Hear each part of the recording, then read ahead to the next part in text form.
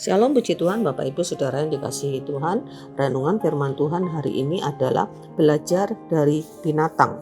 Kita semua tahu ada begitu banyak jenisnya binatang, dari yang paling kecil yang sampai tidak bisa dilihat oleh mata sampai binatang yang besar. Dan binatang-binatang itu masing-masing memiliki keunikan yang tidak dimiliki oleh manusia. Ada begitu banyaknya binatang-binatang dengan keunikannya. Ini adalah menunjukkan betapa hebatnya Sang Pencipta, yaitu Allah, yang menciptakan begitu banyak binatang dengan begitu banyak keunikannya masing-masing. Dan Alkitab mencatat beberapa jenis binatang yang tertulis di dalam Alkitab dengan tujuan untuk menjadi pelajaran bagi manusia. Di dalam Amsal 30 ayat 15 sampai 31 itu tertulis beberapa jenis binatang yang dijadikan pelajaran untuk atau dijadikan contoh untuk menjadi pelajaran bagi manusia. Seperti di ayat yang ke-15 tertulis tentang seekor lintah. Lintah itu yang dikatakan tidak pernah cukup. Selalu berkata untukku, untukku. Itu ini mengajarkan kepada kita untuk tidak menjadi serakah yang selalu ingin semuanya untuk dirinya. Kemudian di ayat yang ke-9 tertulis tentang Raja Wali, di mana Raja Wali itu dikatakan jalan Raja Wali di udara yang tidak bisa dimengerti oleh manusia. Bagaimana seekor burung Raja Wali yang bisa terbang sangat tinggi dan mampu menahan atau menghadang angin badai. Di tengah angin badai dia bisa tetap terbang tanpa terjatuh, dan dia menaruh sarangnya di tempat tinggi. Beberapa ayat di dalam Alkitab, di dalam kitab Yesaya, di kitab Ulangan juga menuliskan tentang seekor Raja Wali. Bagaimana Raja Wali ini juga di kitab Ayub dituliskan bisa menyambar mangsanya secepat kilat. Kemudian di ayat 19 itu juga tertulis tentang seekor ular yang tidak bisa diketahui oleh manusia.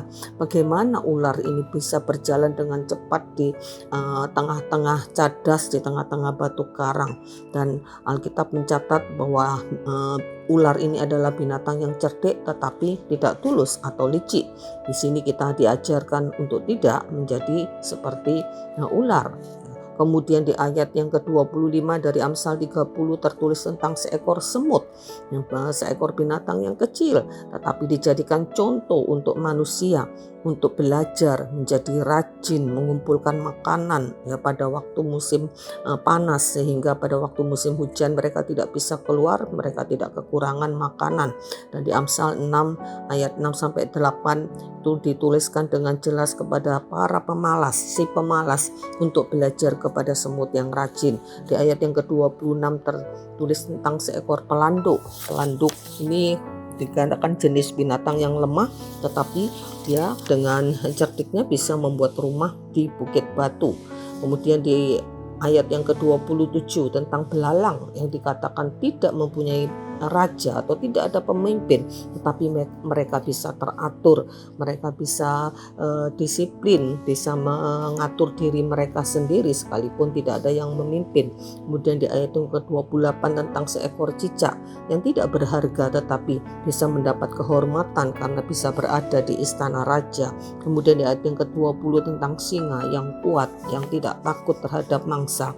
Di ayat yang ke-31 tertulis tentang ayam jantan dan kambing jantan yang menunjukkan kepongahan, keangkuhan, dan di sini kita harus belajar untuk tidak menjadi angkuh atau pongah.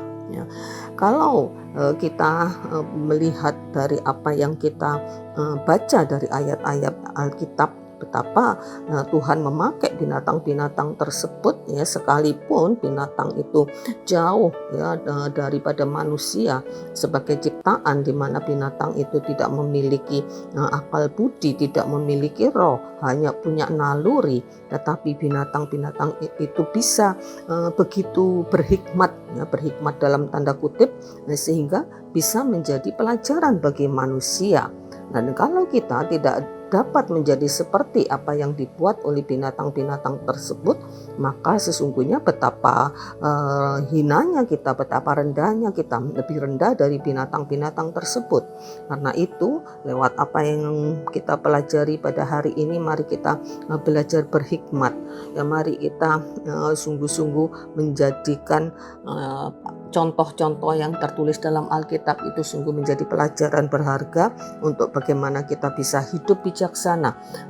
Binatang-binatang yang menjadi contoh yang buruk seperti lintah ya, yang tidak pernah cukup ya, tentu itu bukan untuk kita contoh, tetapi ya, untuk kita hindari perilaku seperti itu ya. Seperti ular yang licik juga kita bagaimana dinasihatkan juga dalam perjanjian baru, hendaklah kita untuk menjadi boleh mencontoh kecerdikan ular, tetapi kita harus memiliki ketulusan seperti merpati. Ada banyak binatang-binatang lain mungkin yang tertulis di dalam kitab-kitab yang lain, tetapi dari Amsal 30 ini cukup banyak binatang yang bisa menjadi pelajaran bagi kita. Karena itu marilah kita yang memiliki akal budi yang diciptakan Tuhan lebih tinggi derajatnya dari binatang, mari kita memiliki hikmat dan menjadikan kehidupan kita ini sungguh-sungguh kehidupan yang dinilai oleh Tuhan sebagai orang-orang yang hikmat dan bijaksana. Mari Bapak Ibu Saudara yang dikasihi Tuhan, mari kita hidup bijak, kita ikuti apa yang firman Tuhan katakan dan firman Tuhan teladankan kepada kita. Mari kita mengikuti dan kita percaya Tuhan akan menolong kita untuk kita menjadi orang-orang yang berbijaksana dan berhikmat. Amin. Puji Tuhan. Mari kita berdoa. Terima kasih Tuhan buat nasihat-Mu pada hari ini untuk kami belajar dari binatang-binatang yang Kau ciptakan ya Tuhan. Untuk kami ya Tuhan sungguh-sungguh menggunakan akal budi yang Tuhan karuniakan kepada kami. Untuk kami ya Tuhan sungguh-sungguh bisa menjadi orang-orang yang lebih daripada binatang-binatang yang Engkau ciptakan tanpa roh dan tanpa akal budi. Kami boleh menggunakan akal budi kami ya Tuhan untuk sungguh-sungguh kami memiliki kehidupan yang lebih berharga, lebih bernilai di hadapan-Mu. Terpujilah Engkau Tuhan, dalam nama Yesus kami mengucap syukur dan berdoa. Amin. Puji Tuhan, Tuhan memberkati.